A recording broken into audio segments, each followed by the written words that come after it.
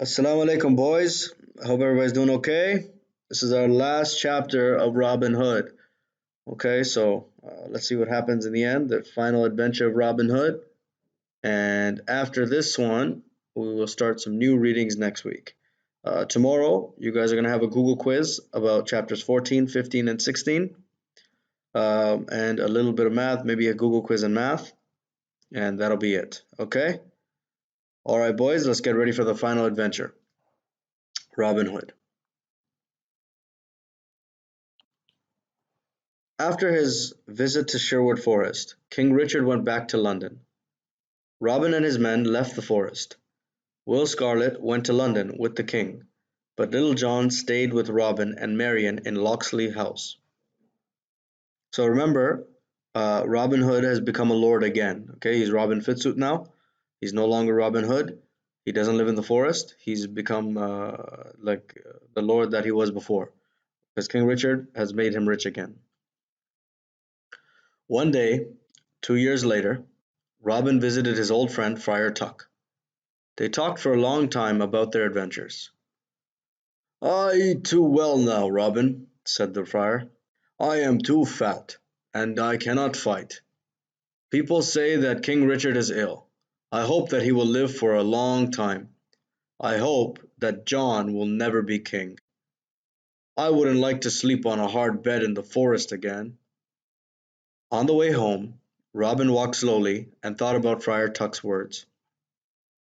Then he heard the noises of horses' feet on the road, and looked up. It was the sheriff and his men. "Robin Fitzooth," called the sheriff, "I have here a letter from the king. It says that you will come with me." "From King Richard?" asked Robin. "Why does the king send you? He knows that we are not friends." The sheriff came nearer, but not too near. He was very afraid of Robin. "Not King Richard," he answered. "Richard is dead. I am talking about King John. Take him, men!" Robin pulled out his sword and began to fight. At the same time he moved slowly away from the road to the forest. There were too many men. He couldn't win. He had cuts on his right arm, and the arm hurt very badly. When he got to the forest, he ran. He could find his way through the forest very well, and the sheriff's men lost him. Robin went through the forest to St. Mary's Abbey. In front of the abbey he fell to the ground. There the abbot's men found him. "It is Robin Hood," said the abbot. "I would like to kill him, but this is a church. Take him to one of the bedrooms. You, man, go to the sheriff. Tell him that Robin Hood is at the abbey." Robin woke up.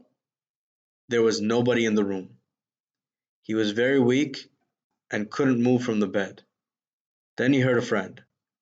"I'm coming, Robin," said Little John. "Where are you?" Okay, so you can see Little John. I guess Little John has broken in, and he's found Robin in the room. I guess it's not in the church, it's in the abbey. It's a bedroom. And as you can see, his hand is bleeding very, very bad. It's bleeding profusely, and it looks like he is in big trouble. So Little John is going to try to help him, maybe try to rescue him. Let's see what happens. "Here! I am here!" said Robin weakly. Little John broke open the door. Robin spoke very slowly. "Little John, help me one last time. Carry me to the window." "Good. Now give me your bow." Little John helped Robin to put an arrow in the bow. They pulled. The arrow flew a long way into the forest. "Take me to that place and put me in the ground there," said Robin. "There is a place near in the forest near the abbey. There you can find these words: 'Under this stone is Robin Hood. Remember Robin and his men. No braver man will come again.'" So Robin Hood, I guess he died because of the injury, and Little John buried him in the forest where the arrow was, and then they put a stone there to mark his grave. Okay, so that's the end of the story there, boys. I hope you enjoyed it. I know it took a few weeks, but we're done. And on well, tomorrow you're gonna have a Google quiz about the last few chapters, and that wraps us up. And then we'll move on to something a little bit more fun. Okay, take care, boys, and yeah, hope to see you soon.